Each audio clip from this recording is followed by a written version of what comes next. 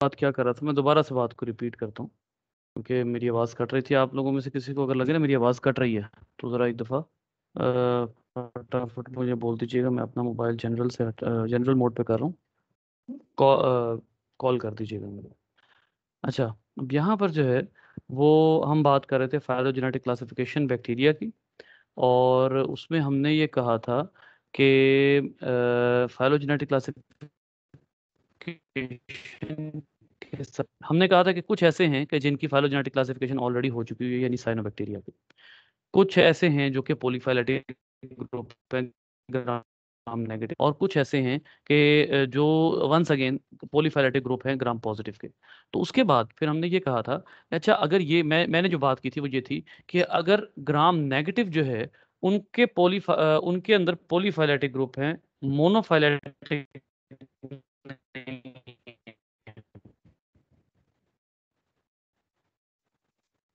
अगर ग्राम, तो फिर कुछ ऐसा किया जाए कि चाहे वो ग्राम नेगेटिव है चाहे वो ग्राम पॉजिटिव है, ठीक है, ये बात इस पे गौर कीजिएगा। चाहे वो ग्राम नेगेटिव हो चाहे वो ग्राम पॉजिटिव हो, हमने इनकी क्लैडिस्टिक क्लासिफिकेशन करनी है, ठीक है, क्लैडिस्टिक क्लासिफिकेशन। अब क्लैडिस्टिक क्लासिफिकेशन में आपको बहुत अच्छे तरीके से पता है कि शर्त क्या है, कि एंसेस्टर इन्वॉल्व होना चाहिए, ठीक है। अब चाहे वो ग्राम नेगेटिव है चाहे वो ग्राम पॉजिटिव है, अगर वो एक ग्रुप में आ सकता है तो हम उसको एक ही ग्रुप में रखेंगे। यानी इसका मतलब ये है कि अगर आपके पास एक एंसेस्टर ए है, उसका एक डिसेंडेंट पॉजिटिव है और एक डिसेंडेंट नेगेटिव है, तो ये दोनों जो हैं, ये दोनों प्लस इनका एंसेस्टर, ये सब मिलके क्या बनाते हैं, ये सब मिलकर एक अदद क्लैड।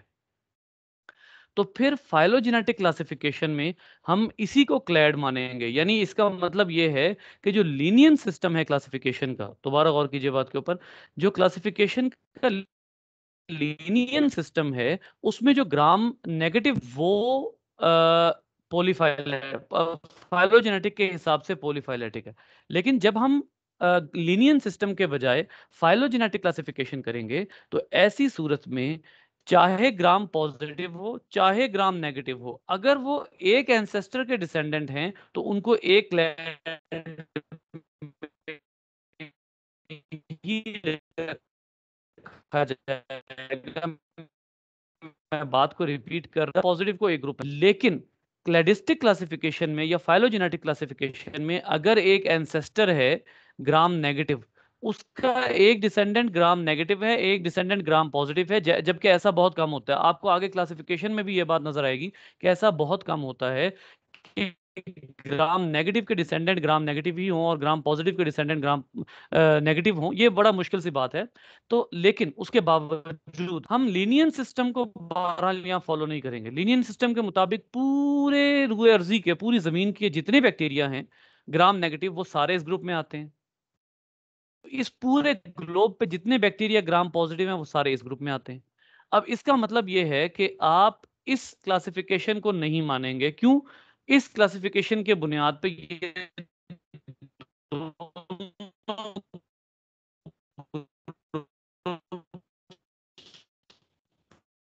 पॉलीफाइलेट इन्वॉल्व करने और डिसेंडेंट्स भी इन्वॉल्व करने हैं। तो फिर आप क्या करते हैं, आप बैक्टीरिया की क्लासिफिकेशन करते हैं इस तरीके से। सबसे पहले आप एक ग्रुप बनाते हैं बैक्टीरिया का, प्रोटोबैक्टीरिया। ये जो प्रोटोबैक्टीरिया हैं बेटा, इनके बारे में ये है कि ये पूरा ग्रुप जो है वो पैथोजेंस पे भी इन्वॉल्व है। इस पूरे ग्रुप में म्यूचुअलिस्टिक बैक्टीरिया भी हैं। इस पूरे ग्रुप में जो है वो आपको डिकम्पोजर्स भी मिल जाएंगे, ठीक। इसी तरह इस पूरे ग्रुप में आपको पैरासाइट भी मिल जाएंगे, बेनिफिशियल बैक्टीरिया, सारे के सारे बैक्टीरिया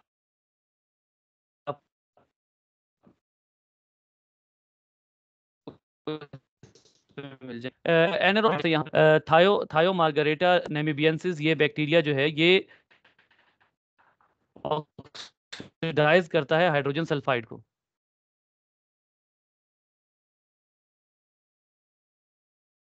ये आवाज कट रही है बेटा, आप सबके पास कट रही है?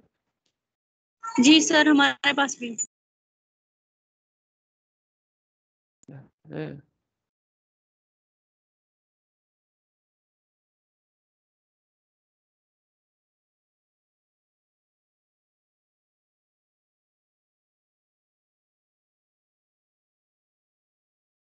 सिर्फ 1 मिनट रुकिएगा, ओनली 1 मिनट, ठीक है। तो करते हैं, प्रॉब्लम अभी सॉल्व हो जाएगी इंशाल्लाह।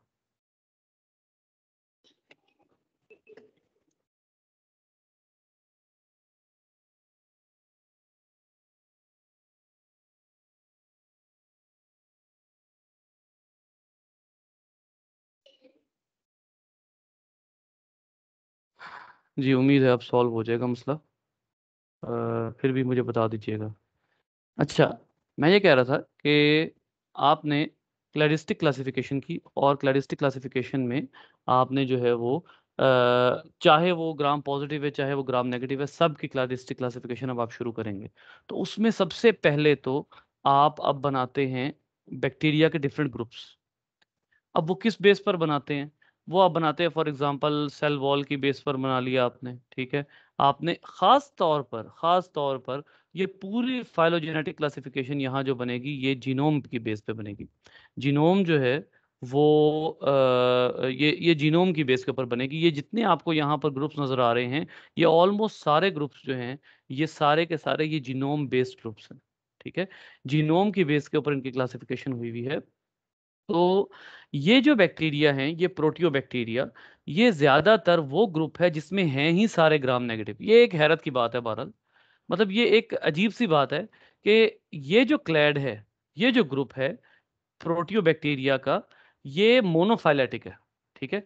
ये मोनोफाइलेटिक है। और आपको एक बात बता दूं, यहाँ पर इस बुक में पता नहीं क्यों इन्होंने क्लासिफिकेशन नहीं की हुई, लेकिन जो पिछले एडिशन है उनमें जो प्रोटोबैक्टीरिया है, प्रोटियोबैक्टीरिया है, उसके 5 डिफरेंट ग्रुप्स बताए हुए हैं इन्होंने। 5 different groups. Alpha, alpha proteobacteria, beta proteobacteria, gamma, delta और एप्सिलॉन। ये 5 डिफरेंट ग्रुप्स उन्होंने बताए हुए हैं किसके? प्रोटियोबैक्टीरिया के। और इन सब का एंसेस्टर कोई एक प्रोटियोबैक्टीरिया है।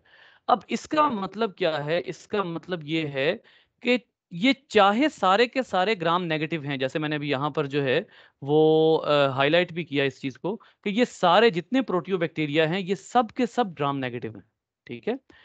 लेकिन जो अहम बात है यहाँ पर समझने वाली, वो ये है कि ये चाहे ग्रुप में ग्राम सारे ग्राम नेगेटिव हो, चाहे ग्रुप में सारे ग्राम पॉजिटिव हो, चाहे gram negative gram positive mixed हो, अगर हमें जीनोम एनालिसिस ये बता रहा है कि ये ग्रुप जो है ये क्लेडिस्टिक ग्रुप है, यानी मोनोफाइलेटिक ग्रुप है, तो इसका मतलब ये है कि ये ग्रुप जो है, इसको इन तमाम बैक्टीरिया को, regardless of being gram positive and gram negative, इन तमाम बैक्टीरिया को आप एक ही ग्रुप में क्लासिफाई करेंगे। ये प्रोटियोबैक्टीरिया का एक ग्रुप आ जाता है, ठीक है।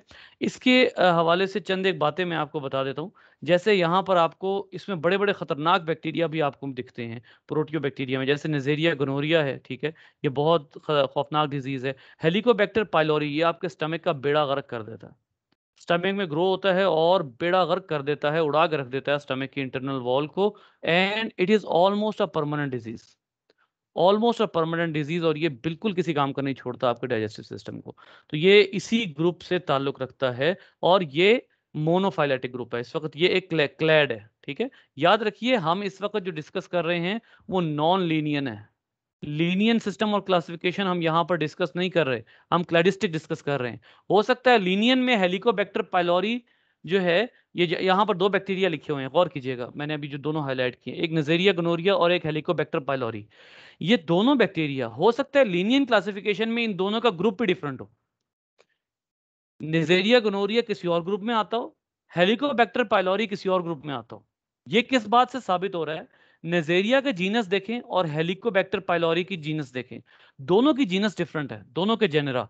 इसका मतलब यह है कि अगर दोनों के जेनेरा डिफरेंट हैं, इट डेफिनेटली मींस कि इन दोनों के ग्रुप्स भी डिफरेंट है। किसमें?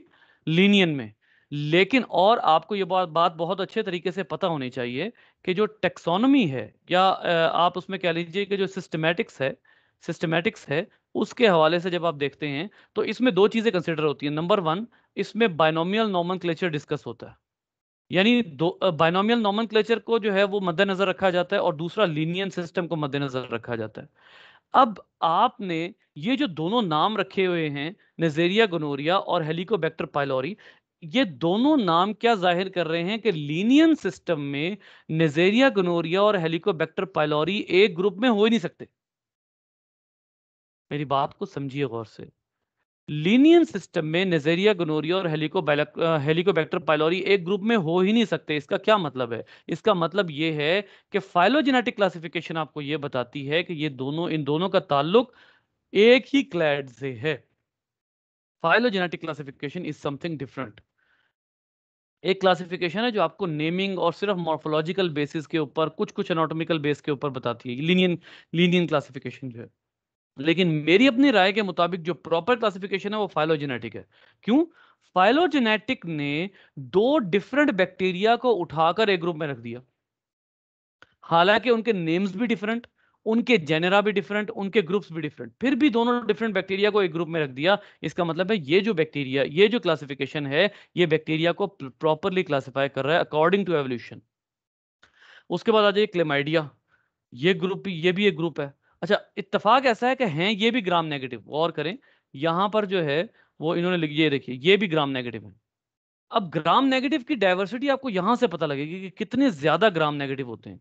ये ग्रुप भी ग्राम नेगेटिव है, और लेकिन ये इनके साथ क्लासिफाई क्यों नहीं हुआ हुआ? ये भी ग्राम नेगेटिव, ये भी ग्राम नेगेटिव, क्योंकि हमने पहले क्या कहा था कि ग्राम नेगेटिव जो है वो एक पॉलीफाइलेटिक ग्रुप है। ग्राम नेगेटिव एक पॉलीफाइलेटिक ग्रुप है। अगर आपने उस पॉलीफाइलेटिक में से मोनोफाइलेटिक को अलहदा करना है, तो आपको ग्राम नेगेटिव बीच में से चुनने पड़ेंगे। ये वाले इस ग्रुप में आएंगे, प्रोटियोबैक्टीरिया में आएंगे, ये क्लाइमाइडिया में आएंगे, चाहे दोनों ग्राम नेगेटिव हो। लेकिन प्रोटियोबैक्टीरिया के ग्राम नेगेटिव एक क्लैड में होंगे, क्लेमाइडिया के ग्राम नेगेटिव दूसरे क्लैड में होंगे। दोनों के क्लैड्स जो हैं वो डिफरेंट होंगे। इस इधर देख लीजिए कि ये जो क्लेमाइडियाज हैं ये भी ग्राम नेगेटिव हैं, और ये जो है वो, ये जो ग्रुप है इनके अंदर आमतौर पर डिजीज कॉजिंग एबिलिटी जो है वो काफी ज्यादा होती है, ठीक है। लेकिन उसके अलावा ये म्यूचुअलिस्टिक भी होते हैं, ये पैरासाइट्स हैं, ठीक है, और विद इन एनिमल सेल्स। अच्छा, ये बैक्टीरिया जो है ये भी बड़ा अजीब काम करता है। ये कुछ बैक्टीरिया हैं जो ऑब्लिगेट पैरासाइट्स हैं, और सिर्फ ऑब्लिगेट नहीं बल्कि ऑब्लिगेट इंट्रासेलुलर, सिर्फ होस्ट सेल के अंदर सरवाइव करते हैं। एक बड़ी अजीब सी बात है ये। सिर्फ होस्ट सेल के ये क्लेमाइडियाज जो हैं, ये एक ऐसा ग्रुप है, ऐसा क्लैड है जो कि सिर्फ होस्ट सेल के अंदर सरवाइव करता है, ठीक है। अब ये देखिए, one species chlamydia ट्रैकोमाइटिस is the most common cause of blindness in the world and also cause non gonococcal urethritis. यानी किडनी इंफेक्शन भी कॉज कर रहा है और ब्लाइंडनेस भी कॉज कर रहा है, ठीक है। तो ये आमतौर पर जो है वो उसमें शामिल होते हैं, रेटिनाइटिस में शामिल होते हैं। रेटिनाइटिस एक डिजीज है जो कि आपको या तो कलर ब्लाइंड कर देती है, या आपकी आंखों का बिल्कुल ही फोकस जो है वो खत्म हो जाता है और यू आप ब्लाइंड हो जाते हैं। तो ये जो डिजीजेज हैं ये क्लेमाइडिया ग्रुप की वजह से, ठीक है।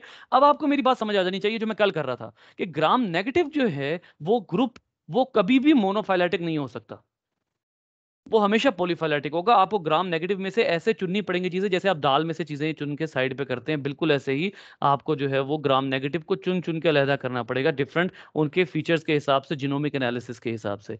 इसी तरीके से आगे आ जाइए, बैक्टीरिया का एक और ग्रुप है, ये है क्या चीज, ये स्पायरोकीट्स है। अब स्पायरोकीट्स ये वंस अगेन ग्राम नेगेटिव है। यहां पर आप देखिए, यहां पर उन्होंने गालबन इस बात को मेंशन नहीं किया हुआ, लेकिन ये जो इसका पुराना एडिशन है उसके मुताबिक ये ग्राम नेगेटिव है वंस अगेन। अब ये एक बड़ी हैरानी की बात है कि ये भी ग्राम नेगेटिव है। यानी इसका मतलब ये है कि सबसे बड़ी मिसअंडरस्टैंडिंग जो लीनियन सिस्टम ने क्रिएट की, लीनियन सिस्टम ने जो सबसे बड़ी मिसअंडरस्टैंडिंग क्रिएट की वो क्या थी? वो ये थी कि लीनियन सिस्टम के मुताबिक आपने क्या किया था, आपने सारे ग्राम नेगेटिव को इकट्ठा कर दिया था। ये सबसे बड़ी गलती थी एवोल्यूशन के मुताबिक। अब पता लग रहा है कि ग्राम नेगेटिव में जब आप क्लासिफिकेशन शुरू करेंगे तो ग्राम नेगेटिव के भी कितने ग्रुप बन जाएंगे। तो इसलिए वो जो लीनियन सिस्टम था उसके बजाय आप फाइलोजेनेटिक को फोकस करते हैं। तो स्पायरोकीट्स जो हैं इनके अंदर बड़ी ही जबरदस्त किस्म का फिनोमिना है, गौर कीजिएगा कि they have internal flagellum like filaments. इनके अपने ऊपर फ्लैजेला नहीं होता, बल्कि इनके सेल के अंदर फ्लैजेला लाइक फिलामेंट्स होते हैं। और ये इनकी मूवमेंट देखिए कैसी कमाल होती है, और कीजिएगा इनकी मूवमेंट के ऊपर। इनकी मूवमेंट अंदर वाले जो फ्लैजेला होते हैं उनकी वजह से ये जो आपको फ्लैजेला नजर आ रहे हैं, ये इन सारे फ्लैजेला को मूव करते हैं, और ये जो है बाकायदा इस तरह से मूव करेंगे जैसे ये ऐसे ऐसे अपने पूरे सेल को ऐसे, ये मेरे पास पेन है, मैं इसको घुमाना शुरू कर देता हूं, ये ऐसे मूव करेंगे। ठीक है, इनके अंदर ऐसे स्पाइरल फ्लैजेला मौजूद होंगे जो ये क्या करेंगे, ये अपने इंटरनल फ्लैजेला को यूज करते हुए पानी के अंदर रोल होते हुए मूव करेंगे। ये एक अजीब सी बात है, ये एक बड़ी ही यूनिक बात है, जो कि पता लगता है कि जो बैक्टीरिया हैं उनके अंदर लोकोमोशन के कितने तरीके हैं। यानी इनके पास फ्लैजेला नहीं है, ये फ्लैजेला ना होने के बावजूद अपने सेल के अंदर कोई इनकी प्रोटीन मौजूद होती है जो इनके सेल को घुमाती है, इनके सेल को घुमाना शुरू कर देती है। जैसे मैं इस पेन को हाथ में पकड़ के घुमा रहा हूं, इनके सेल को घुमाती है, और ये अपने ये सेल जो है ये एक्सिस के इर्द गिर्द रोटेट करते हुए अपनी जगह से मूव करते हैं। तो ये आप देख लीजिए कि यहां पर सारी ये जो बात हमें समझ आ रही है कि ये बड़े ही यूनिक किस्म का फीचर है जो और किसी में नहीं है। अच्छा, इनमें जो सबसे इंपॉर्टेंट बैक्टीरिया यहां पर है ट्रिपोनिमा पैलाइडम, और जो है वो ये एसटीडी कॉज करता है, और लाइम डिजीज, ये अभी आप आगे पढ़ेंगे, लाइम डिजीज जो है बोरेलिया बर्गडॉर्फरी, ये जो है ये भी एक बैक्टीरिया है इसी का। अब आप गौर कीजिए, ट्रिपोनिमा पैलाइडम और बोरेलिया बर्गडॉर्फरी, इन दोनों के जीनस वंस अगेन डिफरेंट हैं ग्राम नेगेटिव, दोनों की शेप भी सेम है, जीनस डिफरेंट है। इनके जीनस डिफरेंट होने का मतलब क्या है कि टेक्सोनमी में, लीनियन सिस्टम में इन दोनों का ताल्लुक एक ग्रुप से नहीं है, लेकिन फाइलोजेनी में इनका ताल्लुक एक ग्रुप से है। अब आइए साइनोबैक्टीरिया में। साइनोबैक्टीरिया के हवाले से कल ही बात हो गई थी कि ये है ही मोनोफाइलेटिक, ये एक ऐसा ग्रुप है जो मोनोफाइलेटिक है, और ये ग्रुप जो है इसके अंदर तमाम जो ऑर्गेनिजम्स हैं वो फोटोसिंथेटिक है, और इनके बारे में ये समझा जाता है कि, अच्छा वंस अगेन इधर गौर कीजिएगा, ये ग्राम नेगेटिव है, ये भी ग्राम नेगेटिव है। ठीक है, और इनको समझा जाता है कि ये साइनोबैक्टीरिया से आगे ग्रीन एल्जी बने थे, और जो ग्रीन एल्जी हैं इन्हीं से आगे क्या बने थे, इन्हीं से आगे जो है वो प्लांट्स बने थे। ग्रीन एल्जी से आगे ब्रायोफाइट्स, ब्रायोफाइट्स से आगे ट्रैक्योफाइट्स। तो ये जो है वो सॉलिटरी भी रहते हैं, यानी अकेले भी रहते हैं। ठीक है, और कॉलोनीज में भी, ज्यादातर कॉलोनीज में ये रहते हैं। आगे आ जाइए, पूरा ग्रुप है ग्राम पॉजिटिव बैक्टीरिया का। अब ये एक यहाँ पर बड़ी अजीब बात है कि जो ग्राम पॉजिटिव बैक्टीरिया है इसको यहाँ पर वो कहा गया है, मोनोफाइलेटिक के तौर पर पेश किया गया ग्राम पॉजिटिव को। ये एक बड़ी अजीब सी बात है, लेकिन बहरहाल इसका मतलब ये है कि जिन साइंटिस्ट ने ग्राम पॉजिटिव बनाया, ग्राम पॉजिटिव ग्रुप बनाया, वो बहरहाल इस ग्रुप को भी क्या बना गए, मोनोफाइलेटिक बना गए। यानी आप यूं कह लीजिए कि एक बात तो यहाँ पर तय है कि ग्राम पॉजिटिव का ग्रुप जो है ये मोनोफाइलेटिक है। इसके अंदर जितने ऑर्गेनिजम्स आ रहे हैं वो ऑलमोस्ट सारे के सारे एक ही एंसेस्टर के डिसेंडेंट्स हैं। ठीक है, तो यहाँ पर ये मोनोफाइलेटिक ग्रुप जो है ये बनता है। और मोनोफाइलेटिक के अब नाम सुनिए, सबसे पहले एक्टिनोमाइसिट्स। एक्टिनोमाइसिट्स, अब एक्टिनोमाइसिट्स ऐसे बैक्टीरिया हैं जिनको पहले समझा जाता था कि ये फंजाए हैं। एक्टिनोमाइसिट्स, अच्छा यहाँ पर इस वर्ड में आप गौर कीजिए, ये जो माइसी या माइको का वर्ड है ना, जो स्टडी ऑफ फंजाई होती है वो क्या होती है, माइकोलॉजी होती है। तो माइको रेफर्स टू फंजाई। एक्टिनोमाइसिट्स इतने ज्यादा जबरदस्त कॉलोनियल होते हैं कि ये बिल्कुल इस तरह का फिलामेंट बनाते हैं जैसे हाइफी होता है। हाइफी आपको पता है ना, फंजाई में हाइफी क्या होते हैं, हाइफी फंजाई में एक पूरा लंबा सारा फिलामेंट ऑफ सेल्स होता है, लंबा सारा फिलामेंट ऑफ सेल्स होता है। बिल्कुल ऐसे ही जो एक्टिनोमाइसिट्स होते हैं ये भी इस तरह का फिलामेंट बनाते हैं कि यूं लगता है कि ये हाइफी है। यानी ये इनकी इंतहा से ज्यादा सिमिलैरिटी होती है हाइफी के साथ। तो इस वजह से एक्टिनोमाइसिट्स को शुरू में मिसअंडरस्टैंड किया गया कि शायद ये फंजाई हैं। फिर इसी तरीके से स्ट्रेप्टोमाइसिस, ये एक और टाइप के बैक्टीरिया जिनसे हमने बहुत सी एंटीबायोटिक्स हासिल की हैं। ठीक है, ये भी इन्हीं में आते हैं। फिर इसी तरीके से आप कह लीजिए कि स्टेफलोकोकस, स्टेफलोकोकाई, ये सारे के सारे बैसिलस एंथ्रासिस, ये तो खासी खतरनाक डिजीज कॉज करता है। फिर एक और जीनस जो कि मैंने आपको कुछ दिन पहले भी कहा था कि जो जिसकी खताएं माफ करने वाली नहीं हैं, वो है क्लोस्ट्रीडियम। ये भी ग्राम पॉजिटिव। ये तमाम जितने, अच्छा यहां से एक बात वाजे हो गई, अगर आपसे कोई पूछता है कि ग्राम नेगेटिव बैक्टीरिया कौन से होते हैं, तो आप स्ट्रेट फॉरवर्ड बता सकते हैं प्रोटियोबैक्टीरिया, क्लेमाइडिया, स्पाइरोकीट। ये तीन टाइप के बैक्टीरिया जो हैं, ये तीनों के तीनों ग्राम पॉजिटिव ग्राम नेगेटिव है। ठीक है, मतलब एक होता है ना सम टाइम किसी के ऊपर किसी को अपने जो है वो नॉलेज के, ये चीज़ रिक्वायर्ड होती है फील्ड में।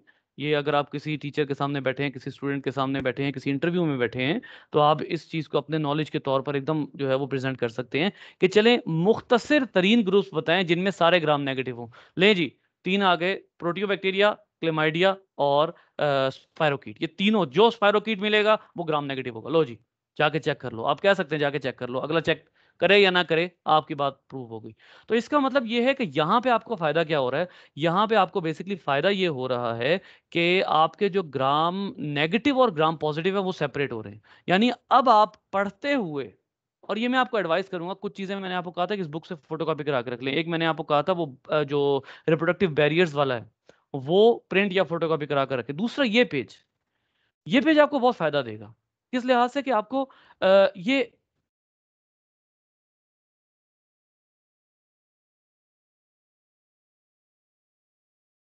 सर आवाज नहीं आ रही है।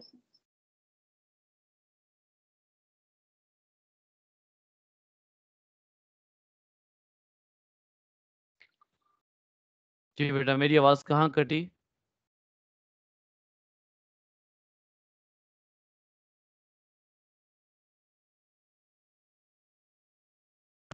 सर आप प्रिंट का बता रहे थे, पेजेस का। सॉरी, दोबारा बोलिए। नहीं, सर आप पेजेस का बता रहे थे जो प्रिंट निकलवाने हैं। हाँ, पेजेस जो है वो, एक तो रिप्रोडक्टिव बैरियर्स जो आपका एवोल्यूशन के पहले चैप्टर में है, ठीक है, एवोल्यूशन वाले यूनिट के पहले चैप्टर में। और दूसरा ये वाला पेज, फायदा क्या होता है? फायदा ये होता है कि आप जो है वो इमीडिएटली किसी न किसी चीज का आंसर कर सकते हैं। आंसर कर सकें या ना कर सकें, ड्यूरिंग रीडिंग, वाइल रीडिंग आप क्या कर सकते हैं, आप वाइल रीडिंग जो है वो फटाफट गैस कर सकते हैं कि फलां बैक्टीरिया ग्राम नेगेटिव है, फलां बैक्टीरिया ग्राम पॉजिटिव। तो ये एक बड़ी जो है वो एक हमारे नॉलेज के लिए, हमारे अपने तसल्ली के लिए, some time we need to satisfy ourselves, तो हमारी अपनी तसल्ली के लिए ये बात बड़ी स्ट्रेट फॉरवर्ड है। अच्छा, उसके बाद अगर आपसे कोई सामने बैठ के पूछ रहा है, लो जी ये बैक्टीरिया का मैं नाम ले रहा हूँ, बताओ ये ग्राम पॉजिटिव है कि ग्राम नेगेटिव है? ठीक है, अच्छा ग्राम पॉजिटिव की चंद एग्जांपल आपके पास आ गए। जितने एक्टिनोमाइसिट हो गए वो ग्राम पॉजिटिव हैं, जितने स्ट्रेप्टोमाइसिस हैं वो ग्राम पॉजिटिव हैं, जितने आपके पास बेसिलस हैं ग्राम पॉजिटिव है, स्टेफलोकोकस हैं ग्राम पॉजिटिव है, स्ट्रेप्टोकोकस हैं ग्राम पॉजिटिव है, क्लोस्ट्रीडियम है ग्राम पॉजिटिव है। बड़ी स्ट्रेट फॉरवर्ड सी बात आ जाती है आपके पास। यहां पर आपके सामने किसी ने ई कोलाई की एग्जांपल मेंशन नहीं की। ई कोलाई आमतौर पर ग्राम नेगेटिव होता है। इससे आपको पता लगता है कि जो ग्राम नेगेटिव है उसकी डाइवर्सिटी बहरहाल काफी ज्यादा है। लेकिन फाइलॉजी आपको ये बताती है कि जितनी ज्यादा ग्राम नेगेटिव की डाइवर्सिटी है, उतना ही ज्यादा आपकी क्लासिफिकेशन में ग्राम नेगेटिव टूटा हुआ है। और कीजिए, ग्राम पॉजिटिव टूटा नहीं हुआ, बल्कि ग्राम पॉजिटिव जो है वो बहरहाल उसको एक मोनोफाइलेटिक ग्रुप कंसिडर किया जा रहा है। जबकि ग्राम नेगेटिव जो है वो टूटा हुआ है, वो ब्रोकन है, उसको आपने डिफरेंट उसमें डिवाइड किया हुआ है। जी बेटा, कोई सवाल है तो बताइए, वरना आगे चलते हैं।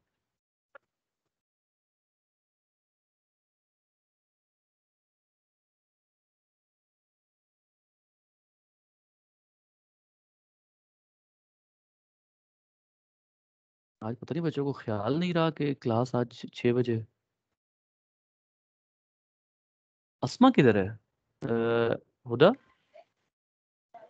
सर वो उसकी नेटवर्क इशू था तो पैकेज भी खत्म हो गया उसका, इस वजह से वो। अच्छा अच्छा, एनी क्लास ले रही है? एनी की प्रेजेंटेशन है?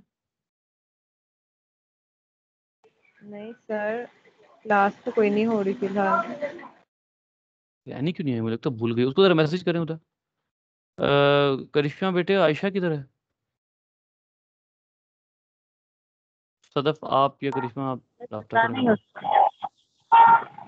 रब्ता करें बेटा हमसे। और कौन एब्सेंट है?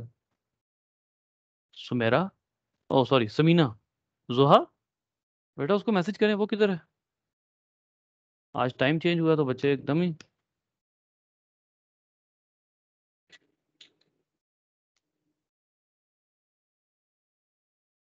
चलें जी आगे चलते हैं।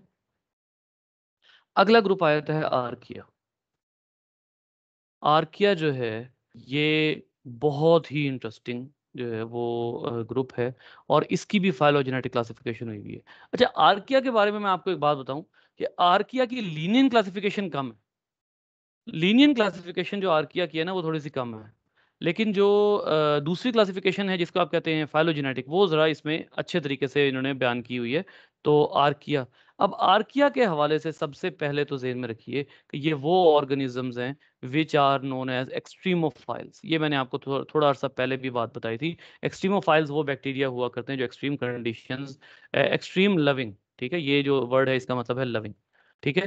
तो ये एक्सट्रीमोफाइल्स हैं, यानी एक्सट्रीम कंडीशंस पर रहते हैं। ये वो ऑर्गेनिजम्स हैं जिनके एंसेस्टर्स भी और ख़ुद ये ऑर्गेनिजम्स भी ये एक्सट्रीम कंडीशंस में रहना पसंद करते थे, और ये आज तक जो है वो एक्सट्रीम कंडीशंस में रह रहे हैं। जिनमें कौन कौन से बैक्टीरियाज आ जाते हैं, जिनमें फॉर एग्जांपल थर्मोफाइल्स आ जाते हैं, ठीक है। अब थर्मोफाइल्स में कई जो है वो एग्जांपल्स हैं।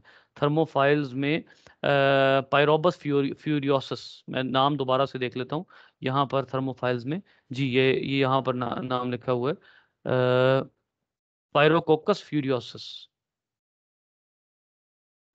ये मैंने सबसे पहले इसका नाम क्यों लिया है, हालांकि इससे पहले और बैक्टीरिया भी मेंशन है, इसका नाम मैंने इसलिए लिया है कि फ्यूरियोसस, बेटा आपको पता है कि जो पीसीआर है, पीसीआर, गौर से सुनिएगा, पीसीआर पॉलीमरेज चेन रिएक्शन, उसमें जो पॉलीमरेज यूज होता है वो किस बैक्टीरिया का यूज होता है?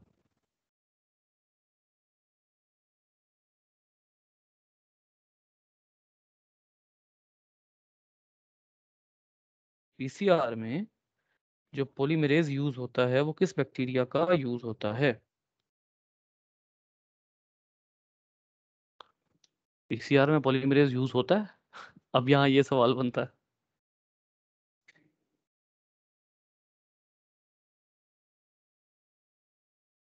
हाँ जी, जागे हैं, क्या हो गया?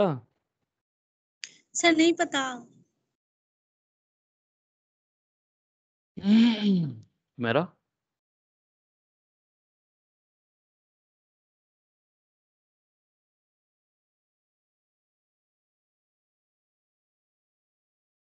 सर नेम नहीं याद आ रहा, वो एक बैक्टीरिया था जो बहुत हाई टेम्परेचर पे सर्वाइव कर सकता है।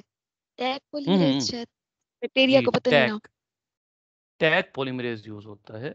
बैक्टीरिया का नाम इसी से निकलता है। सुमेरा किधर है? सुमेरा को, अच्छा, टैग पॉलीमरेज।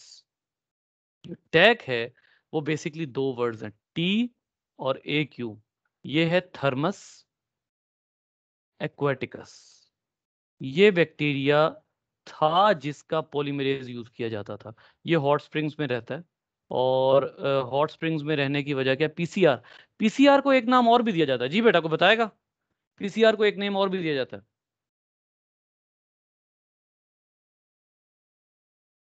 बल्कि पॉलीमरेज चेन रिएक्शन के लिए जो इंस्ट्रूमेंट यूज होता है उसको एक और नाम दिया जाता है, क्योंकि पॉलीमरेज चेन रिएक्शन तो फिनोमिना का नाम है ना, उसमें जो इंस्ट्रूमेंट है उसका नाम क्या है?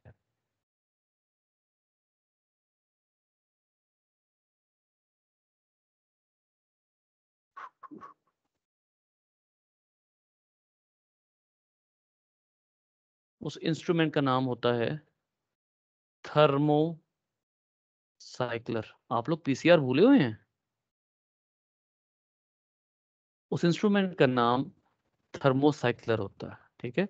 और ये जो थर्मोसाइक्लर होता है, इसको थर्मोसाइक्लर क्यों कहते हैं? क्योंकि इसमें टेम्परेचर ऑलमोस्ट 65 डिग्री सेंटीग्रेड से 94 डिग्री सेंटीग्रेड के दरमियान में मूव करता है। आपको डीएनए जो है वो पीसीआर में जब आपने डीएनए के दोनों स्ट्रैंड्स को अलहदा करवाना होता है, तो इन दोनों स्ट्रैंड्स को अलहदा करवाने के लिए आप 94 डिग्री का टेम्परेचर देते हैं, और ये दोनों स्ट्रैंड्स जो हैं ये अलहदा हो जाते हैं। दोनों स्ट्रैंड्स अलग हो जाते हैं।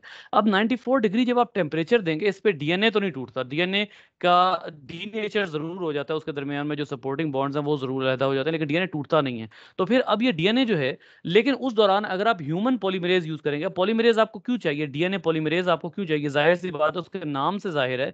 पॉलीमरेज एंजाइम क्या करता है, ये डीएनए की रेप्लिकेशन करता है ना, इसने रेप्लिकेशन करनी है। अब अगर आप ह्यूमन पॉलीमरेज डालेंगे तो ये तो 37 डिग्री सेंटीग्रेड पर से ज्यादा जो है वो सर्वाइव नहीं कर सकता, जबकि थर्मस एक्वाटिकस का जो पॉलीमरेज है, इसका जो पॉलीमरेज है, ये ऑलमोस्ट किस पे सर्वाइव करता है, 90 अबव टेम्परेचर, 97 या 98, 90 अबव कह लीजिए, 97 या 98 डिग्री पर ये सर्वाइव करता है।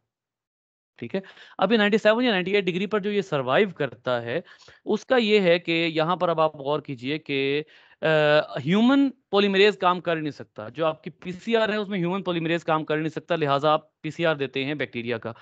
अब प्रॉब्लम ये है कि ये जो थर्मस एक्वेटिकस है, इस बैक्टीरिया का, ये भी आर्की एक बैक्टीरिया है, ये भी एक्सट्रीमोफाइल है, लेकिन प्रॉब्लम क्या है, प्रॉब्लम ये है कि इसका भी थर्मोसाइक्लर का मतलब असल में ये होता है कि इसमें टेम्परेचर साइकिल होते हैं। जो पीसीआर का नाम मैंने आपको बताया ना, पीसीआर मशीन का नाम बताया थर्मोसाइक्लर, इसमें टेम्परेचर साइकिल्स होते हैं।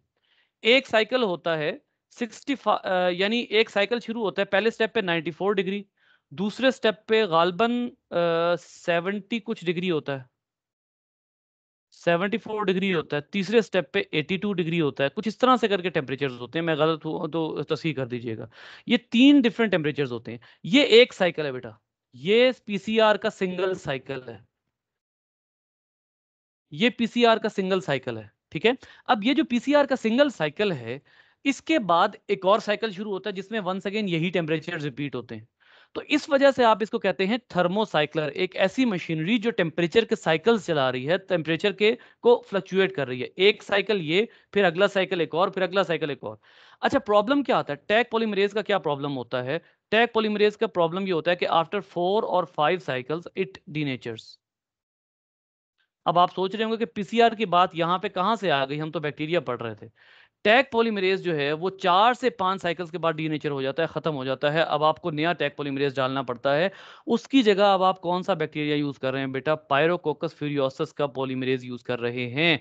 वो जमाने गए कि आप किसका जो है वो पॉलीमरेज यूज करते थे, टैग थर्मस एक्वाटिकस का पॉलीमरेज यूज करते थे। अब आप थर्मस एक्वाटिकस का पॉलीमरेज यूज नहीं करते, अब आप पायरोकोकस फ्यूरियोसस का यूज करते हैं। क्यों, गौर कीजिएगा ये किस टेम्परेचर पर रहता है, यहां पर जो है वो, ये देखिए 100 डिग्री, 100 डिग्री पर, और यहां पर एक और दिया हुआ है इन्होंने जो 121 डिग्री पर रहता है। ये देखिए, ये हाइड्रोथर्मल वेंट्स के करीब रहता है। हाइड्रोथर्मल वेंट्स का आपको बड़े अच्छे तरीके से पता है कि एक्सट्रीमोफाइल्स में कुछ ऐसे भी हैं जो 121 डिग्री पे रहते हैं।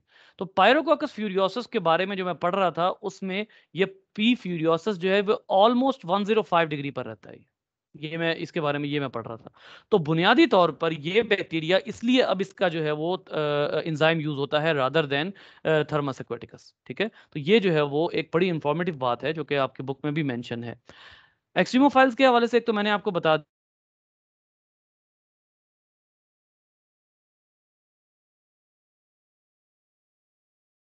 दिया, एक्सट्रीम हेलोफाइल्स भी होते हैं ये। जी, ये आपको पता है कि इस वक्त इस जमीन पर कुछ ऐसे चश्मे भी मौजूद हैं जो समंदर के पानी से ज्यादा नमकीन है। यहां गौर कीजिए, वर्ड लिखा हुआ है, halobacterium have unusual features that improve function in extreme salty environment. और जैसे ही इनके इन्वायरमेंट में सेलिनिटी 9% से नीचे गिरती है, ये बैक्टीरिया मर जाते हैं। ये देखिए लिखा हुआ है, some species merely tolerate salinity while others require an environment that is several times saltier than sea water. C water की सैलिनिटी होती है 3.5%, और वही हम नहीं पी सकते, हमारी किडनी की बैंड बच जाती है।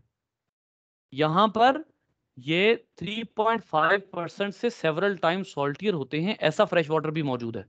लिहाजा अगर आपको कोई कहता है कि जितना सॉल्ट वाटर है वो ओशन वाटर है, और जितना, आप लोगों में से शायद कोई ये समझते होंगे कि जितना सॉल्ट वाटर है वो सी वाटर है, और जितना स्वीट वाटर है वो फ्रेश वाटर है। फ्रेश वाटर और सी वाटर में हमें आमतौर पर डिफरेंशिएट नहीं करना आ रहा होता ना, कि फ्रेश वाटर कौन सा है और सी वाटर कौन सा है।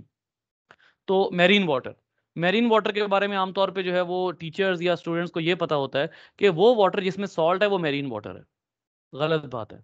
वो वाटर जो इसको आप कहेंगे कि जो टेरेस्ट्रियल एरिया के अलावा है वो मैरीन वाटर है। जो टेरेस्ट्रियल एरिया पे वाटर बॉडीज हैं वो चाहे स्वीटर हैं चाहे सॉल्टी हैं, वो फ्रेश वाटर है।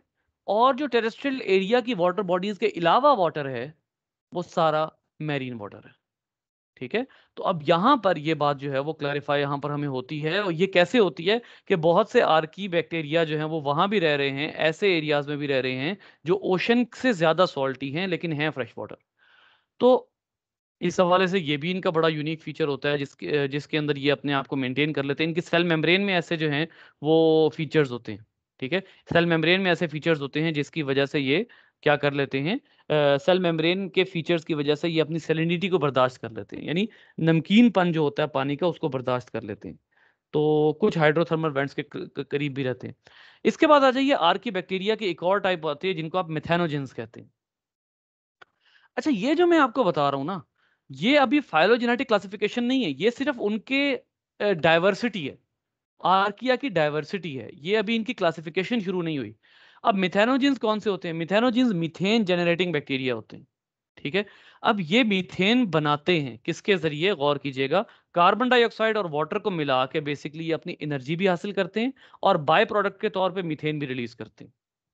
और ये स्ट्रिक्टली एनारोब होते हैं क्योंकि ये कार्बन डाइऑक्साइड यूज करते हैं, ये ऑक्सीजन यूज नहीं करते, और ये पॉइजनड हो जाते हैं। कल बात हुई थी ना कि कुछ बैक्टीरिया ऐसे होते हैं जो ऑक्सीजन की मौजूदगी में पॉइजन हो जाते हैं, तो ये उनमें से हैं कि ये ऑक्सीजन की मौजूदगी में पॉइजनड हो जाएंगे, इनकी ये मर जाएंगे ऑक्सीजन की मौजूदगी में। ठीक है, तो ये जो है वो मिथेनोजेंस, ये मीथेन क्रिएट करते हैं।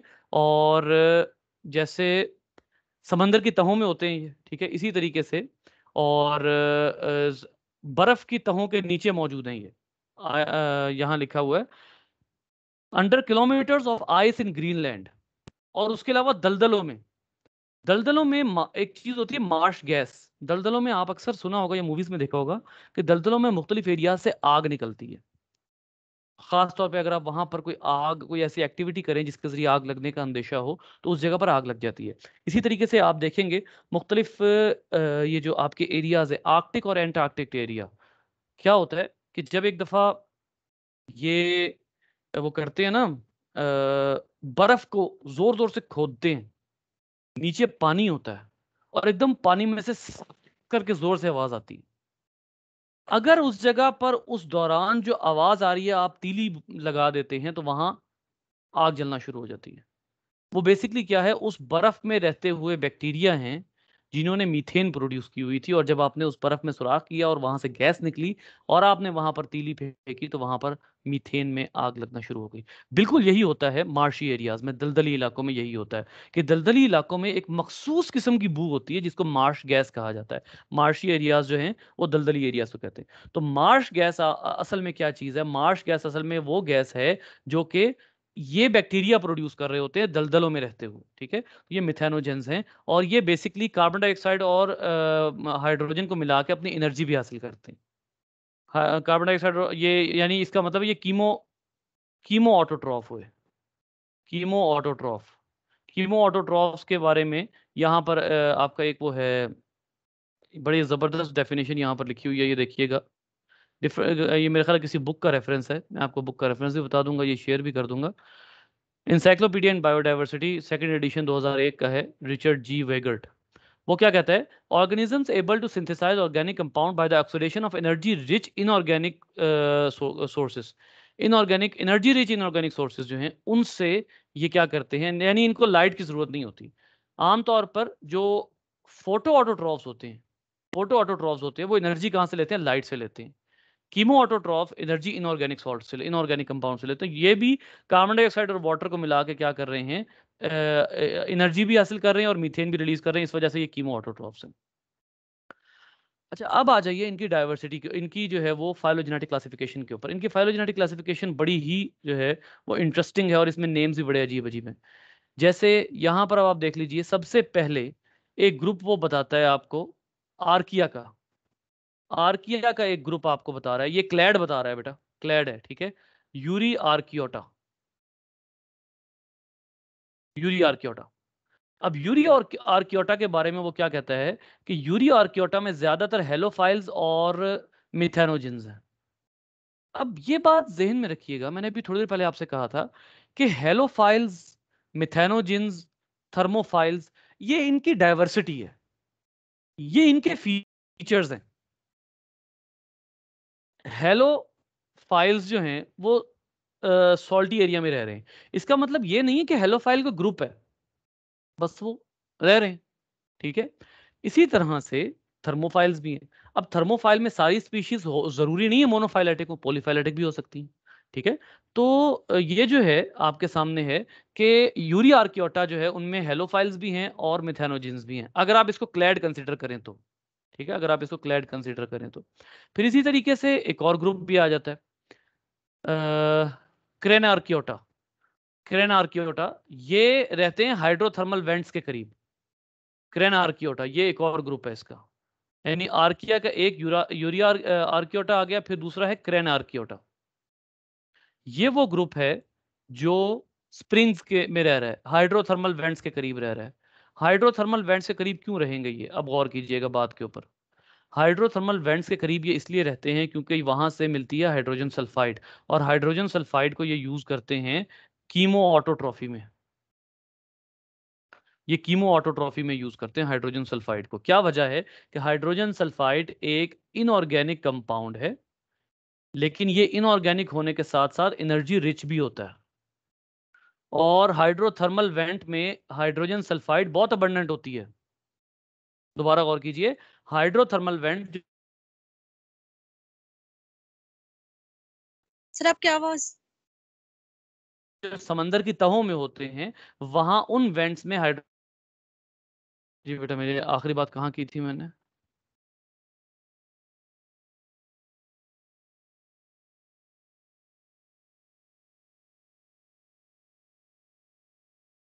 मेरी आवाज कटी नहीं? सर बीच में कट गई थी, आप हाइड्रोथर्मल वेंट्स की बात कर रहे थे कि वो जी मैं कहाँ। यही बता रहा था। हाइड्रोथर्मल वेंट्स जो है वो समंदर की तहों में होते हैं आमतौर पे, और इनमें हाइड्रोजन सल्फाइड जो है वो बहुत ज्यादा होती है।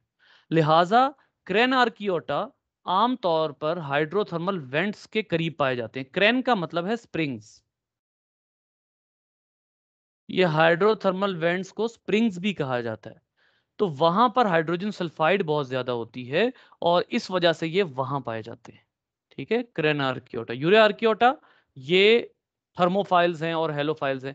क्रेन आर्कियोटा ये कीमो ऑटोट्रॉफ्स हैं, ये वो हैं जो एनर्जी रिच इनऑर्गेनिक कंपाउंड से अपनी एनर्जी ले रहे हैं। फिर इसके बाद आ जाइए, मजीद ग्रुप्स मौजूद हैं, जैसे न्यू फाइंडिंग्स हैं, रीसेंट मेटाजिनोमिक स्टडीज। मेटाजिनोमिक मैंने आपको कल बता दिया था। कुछ और आर्कियक स्पीशीज मिली हैं कि genomes of many species that are not members of यूरियार्कियोटा और क्रेनार्कियोटा, यानी अब कुछ ऐसी स्पीशीज भी हैं आर्किया की जो कि आपने निकाल ली हुई हैं। किससे? क्रेनार्कियोटा से भी निकाल ली हैं, यूरियार्कियोटा से भी निकाल ली हैं। किस वजह से? Genomic analysis. आप इससे अंदाजा करें कि फाइलोजेनेटिक एनालिसिस में जीनोमिक एनालिसिस कितना जरूरी है, और इसीलिए मैक्सिमम पार्सिमनी और मैक्सिमम लाइक्लीहुड का फिनोमिना यूज होता है। हमने लास्ट टाइम कितनी डिटेल पढ़ी है जीनोमिक एनालिसिस की, ठीक है। तो ये जो जीनोमिक एनालिसिस है ये बहुत फायदा दे रहा है इस लिहाज से। अब यहां पर जैसे 4 ग्रुप्स मिले, 4 ग्रुप्स हैं, और ये चारों के चारों मोनोफाइलेटिक हैं। एक मिला है थौमार्कियोटा, आइगार्कियोटा, कोरार्कियोटा, और ये 3 जो हैं, ये 3 ग्रुप्स मिले हैं, सॉरी ये 3 ग्रुप्स मिले हैं। और ये तीनों ग्रुप्स जो हैं, इन तीनों का ताल्लुक ज्यादातर जो है वो क्लोजली वो किससे है? क्रेनार्कियोटा से है, ठीक है। ये देखिए लिखा हुआ है कि ये 3 ग्रुप हमें मिले हैं जीनोमिक एनालिसिस की बेस के ऊपर। अब गौर कीजिएगा, मैं जो लिख रहा था उसको दोबारा से बना लेते हैं। अब यहां पर था एगार्कियोटा, ये एक नया ग्रुप मिला। फिर थाउमार्कियोटा, एक ये ग्रुप मिला है। उसके बाद आ जाइए नेक्स्ट, तीसरा ग्रुप कौन सा वहां पर मेंशन था, कोरार्कियोटा। अब ये बेसिकली इन जहां जहां ये मिले हैं ना, उन चीजों के लैटिन नेम्स हैं, आइग, थॉम एंड कोर। ये तीनों नेम्स उन जगहों के हैं, ठीक है। तो इस वजह से जो है वो आप इनको सेपरेट करते हैं। अच्छा, एक बात ध्यान में रखिएगा कि आइगार्कियोटा, थॉमार्कियोटा और कोरार्कियोटा ये पहले इन दोनों में से किसी एक के मेंबर थे, यूरियार्कियोटा और क्रेनार्कियोटा के मेंबर थे।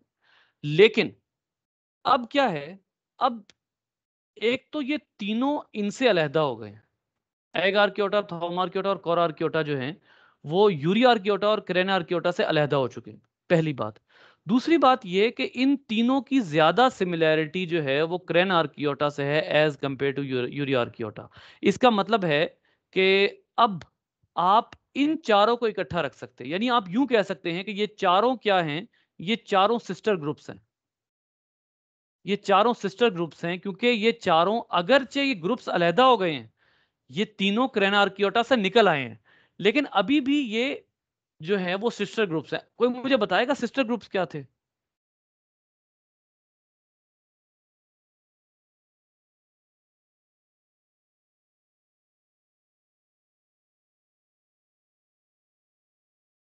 अल्लाह अल्लाह। जी, सिस्टर ग्रुप्स क्या थे बेटा? सिस्टर ग्रुप्स तमाम वो ग्रुप्स होते हैं जो एक एंसेस्टर के डिसेंडेंट्स होते हैं।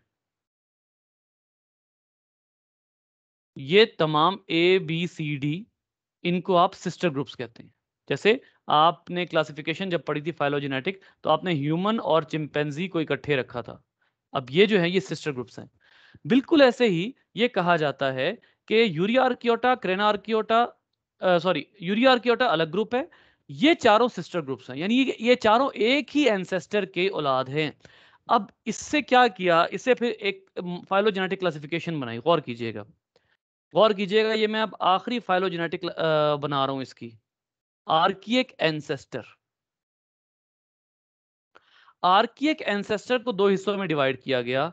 एक था यूरियार्कियोटा, सॉरी गलत लिखा गया, आर्कियक एंसेस्टर को डिवाइड किया गया, एक था यूरी आर्कियोटा और दूसरा था टैक, TACK। जी, TACK। अब ये फाइलोजेनेटिक क्लासिफिकेशन हो रही है। आर्कियक एंसेस्टर्स जो हैं उनमें यूरी आर्कियोटा एक अलग ग्रुप बनाया गया और एक ग्रुप बनाया गया टैक। ये टैग ग्रुप किसको रिप्रेजेंट कर रहा है? गौर कीजिएगा, ये टैग ग्रुप जो है इसके चार एंसेस्टर्स हैं, ओ चार डिसेंडेंट्स हैं। कौन कौन से? एक क्रेनार्कियोटा, एक थौमार्कियोटा, तीसरा आइगार्कियोटा और चौथा कोरार्कियोटा। यानी इसका मतलब ये है कि ये चारों को हमने, बेसिकली ये चारों जो हैं ये मोनोफाइलेटिक हैं। तो इनके एंसेस्ट्रल ग्रुप को हमने किसका नाम दे दिया? इनके एंसेस्ट्रल ग्रुप को हमने नाम दे दिया टैग का। टैग कहां से लिया गया? TAC और K, टैग यहां से नाम लिया गया है। तो ये चारों मोनोफाइलेटिक, यानी ये चारों सिस्टर ग्रुप्स हैं, चारों डिसेंडेंट्स हैं एक ही एंसेस्ट्रल ग्रुप के, जो टैग का नाम दिया गया। और टैग और यूरी आर्कियोटा ये दोनों सिस्टर ग्रुप्स हैं। यानी बेसिकली इसका मतलब ये है कि this group is the most different archaic group, most different archaic group. ये ग्रुप जो है ये बाकियों से डिफरेंट है। बाकी चारों ग्रुप इसके डिसेंडेंट है, ये डायरेक्ट आर्कियक एंसेस्टर का डिसेंडेंट है। तो इस तरह से जो है वो इसकी क्लासिफिकेशन की जा रही है और की जा चुकी है, ठीक है। यहां पर जो है वो इसकी क्लासिफिकेशन मेंशन है। जी बेटा, कुछ सवाल है तो बताइए।